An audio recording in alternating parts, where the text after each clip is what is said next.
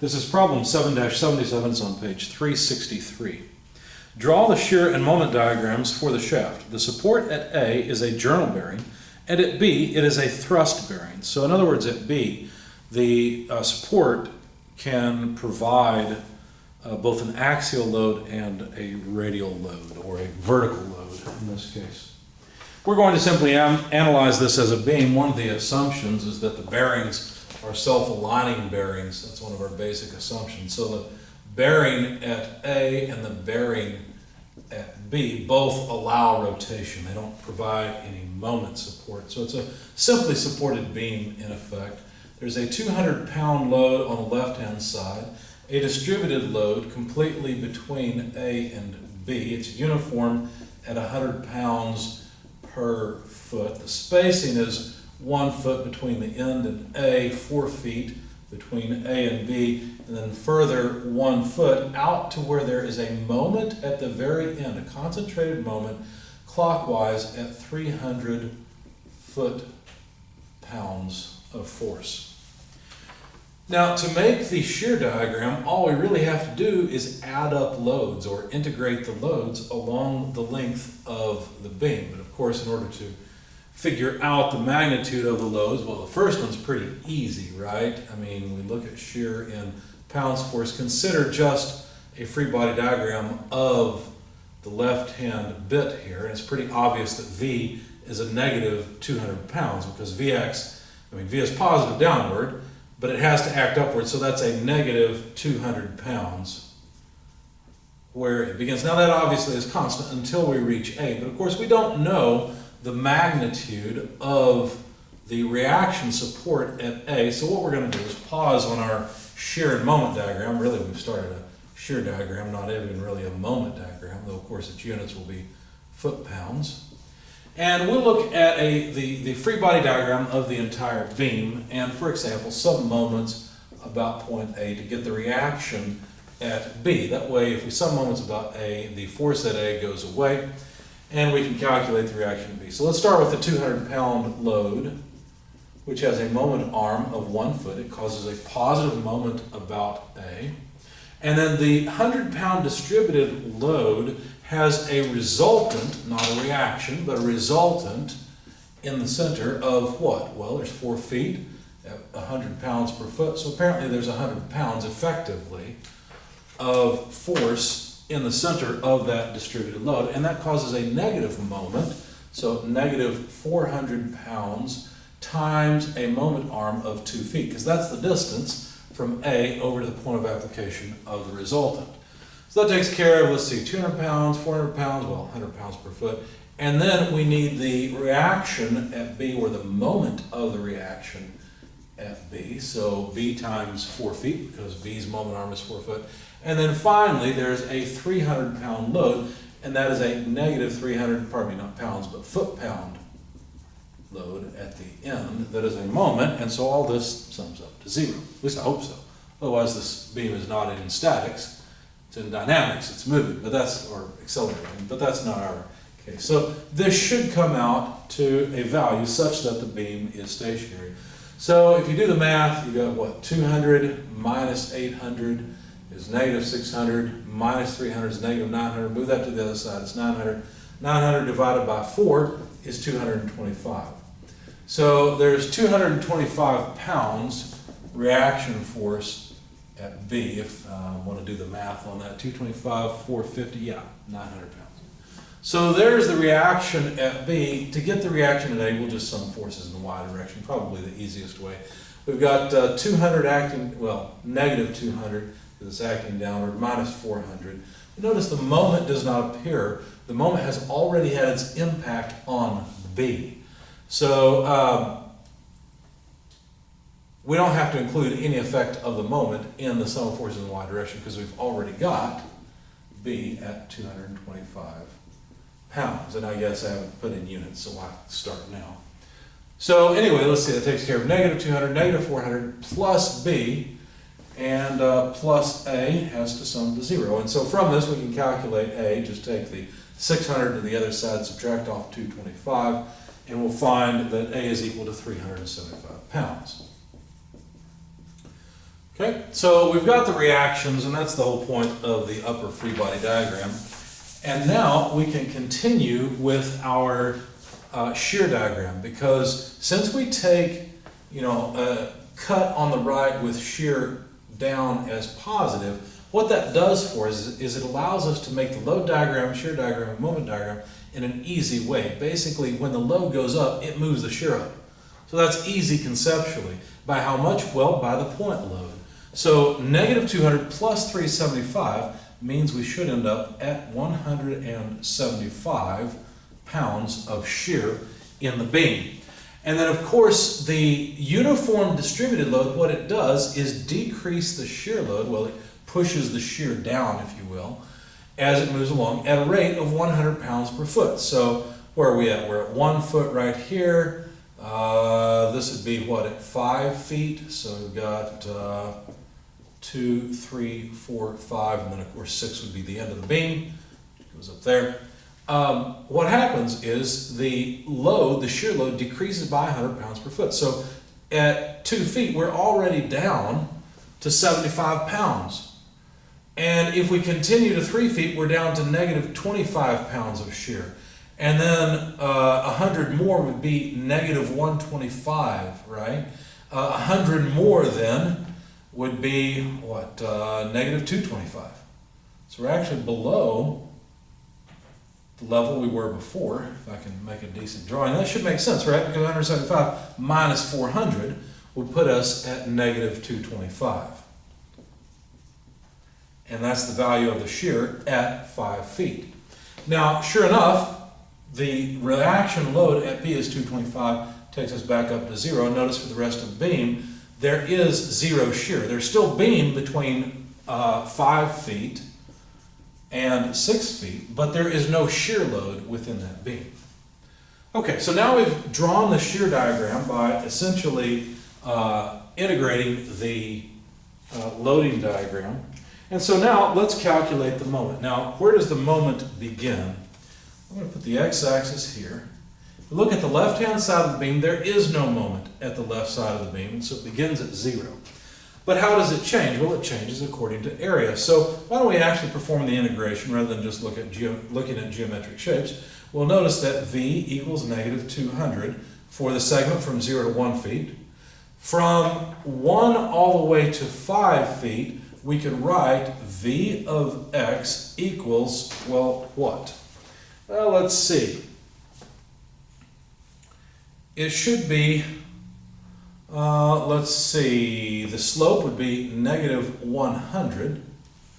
And let me use a little bit of a trick here. Let me think for a minute as if x starts at 0 here. So if that was the case, then the intercept would be 175, right? Of course, the vertical axis actually begins a unit before that.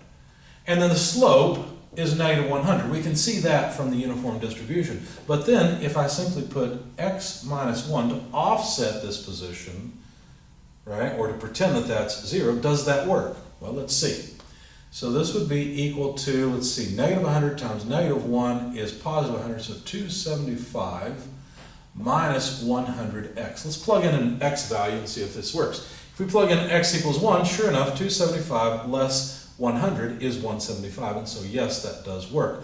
What about down here at x equals 5? Well, negative 500 plus 275 would be negative 225, so yes, this does work.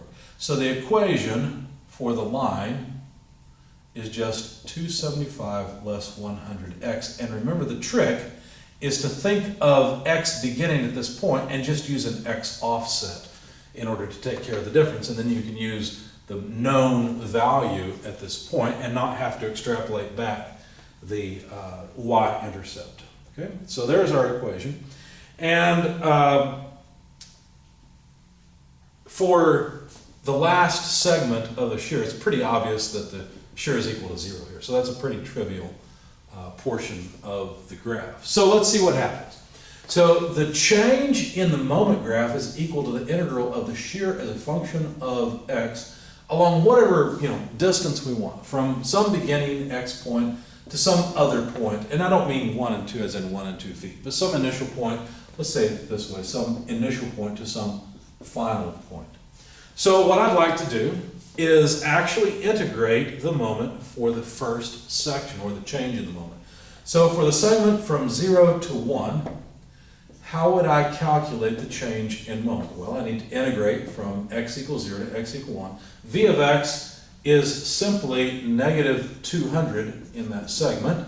And so this is as easy as pulling out the 200 constant and integrating dx from 0 to 1. That's actually really, really trivial. In fact, I'm calculating the total change. What I could do is put in a final point of x, realizing that I would never go beyond 1 foot because this equation is not valid beyond a foot, right? The shear equation changes after 1 foot. And if I perform the integration, I'd get negative 200x evaluated from 0 to x. And so that would be negative 200 times x minus a negative 200 times 0. And of course, this bit is gone. And all we're left with is negative 200x. So if we want to know the value of the moment at any point from x equals 0 to x equals 1, we plug in the x value. And so we plug in 0 here. And I shouldn't say the moment, I should say the change in the moment. So if we plug in x equals 0, we get no change in the moment. We're at 0. If we plug in x equals 1, we get negative 200. There should be a change in the moment from where we began to negative 200. Now, how does this work? How do we get the equation for the moment line that we're about to draw? Well, we start off with the moment at x equals 0. So let's do it this way. Moment at x equals 0 plus the change in the moment that we've just computed. And so that is the initial moment, which is just 0, right? Because the moment begins at 0, plus the change in the moment, so minus 200x. So it turns out that the equation of the line from 0 to 1 is negative 200x. And if we were to draw that line, it would look something like this. I'm going to make this negative 200 foot-pounds, and the line would just be sloping down with a slope of negative 200. The equation of this line, I think I got enough space here, moment as a function of, you know what, let's do it here instead. Let's put it up here. The moment as a function of position, x, for this particular segment is equal to negative 200x. That's the equation of the moment graph from 0 to 1. Okay, well that was easy enough. What about from 1 to 5? Notice the equation is the same along the entire length. So the change in moment for the section from 1 to 5 feet, or x equal 1 to 5 feet, would be equal to 1 to some value x, where x is between 1 and 5. But now we need the actual equation, the function, the shear, as a function of position. So that's 275 minus 100x dx. And so if we take this now and integrate it, well, this is a constant, so it's just 275x minus, integrate this, 100x squared over 2. That needs to be all evaluated from 1 to x. And so that would be 275x minus 100x squared over 2, or better yet, 50 times x squared. And then when we plug in 1 as the limit, that would be 275 times 1 minus 50 times 1 squared. Okay. So basically, we've got 275 minus 50, that's 225. So in effect, this whole thing is just 225. All right, so we've got what? Let's do it this way. Negative 50x squared plus 275x minus 225. So that's the equation of the curve that moves from here to our next point. All right, now, what you'll notice is that the shear passes through 0 here. What does that mean? Well, remember, shear is the slope. So if we have a slope of 0, what that means is on the moment graph, we've either found a maximum or a minimum. Now, if you look at what's happening, we're adding positive area at a slower and slower rate. So, in other words, since this is positive area, the change in the moment is positive. We have to move up, generally. And so we're going to move up until we get to this point. Now, where exactly is that point? Let's find out. So we're going to have a concave down line. We know the equation of this line. It is right here. It's negative 50x squared plus 275x minus 225. And actually, this line will continue because remember, this integration is valid for all the range, for the range all the way up to x equal 5. So we could find out what the total change in moment is from x equal 1 to x equal 5 over here by simply plugging in x equal to 5. And when you do that, when you plug in negative 50 times 5 squared plus 275 times 5 minus 225, when I did that, I got negative 300. Okay? Or did I? No, I didn't get that. I got a change of negative 100. So the moment itself at x equal 5 is down by 100 from where we started. So it ends up at negative 300. So let me just put it here. And of course, the shape of the curve is just a parabola, so it's a pretty bad looking parabola. There we go. That's better. And notice the slope here is 0, which is exactly what the shear predicts. But where exactly is this point? Well, it's pretty easy to figure out. Notice we started at 175. We move over by 1 foot. And how far down are we? Well, we're down by 100, right? So to lose 75 more pounds, what would we do? How far would we have to go over at 100 pounds per foot in order to lose 75 pounds? Well, that's not what I need to do. That won't give me the right units. So let's take 75 pounds and divide it by 100 pounds per foot.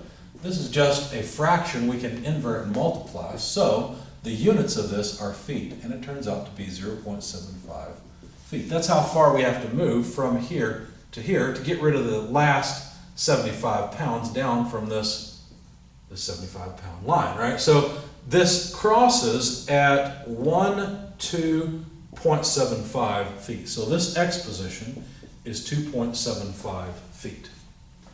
Get rid of this. It looks like a plus. Okay? That's where this curve has a maximum or a local maximum. All right, so now that we know the equation of the curve, and by the way, it's the equation of that portion of the curve as well, what's the value of the moment at x equal 2.75? Well, we can calculate the change in the moment. In other words, this is just a change in the moment. If I want the moment itself, I will have to take the initial moment, which would be the moment where this curve begins, which is the moment at x equal to 1, and I'll have to add to it the change in the moment that I'm about to compute. Well, so negative 50x squared. Oh, what am I doing? You know what? Let's just plug it in down here. So, in fact, let me move that up. So the moment equals the moment evaluated at x equal 1 plus the change in the moment above. So the moment at x equal 1 is negative 200. The change in the moment is negative 50. Well, I don't want x, I want it evaluated at x equal to 2.75. So 2.75 squared plus 275 times 2.75, takes care of this term, minus 225.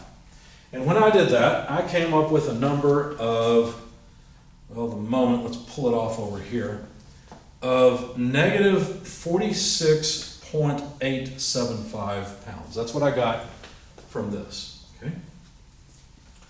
And so then what?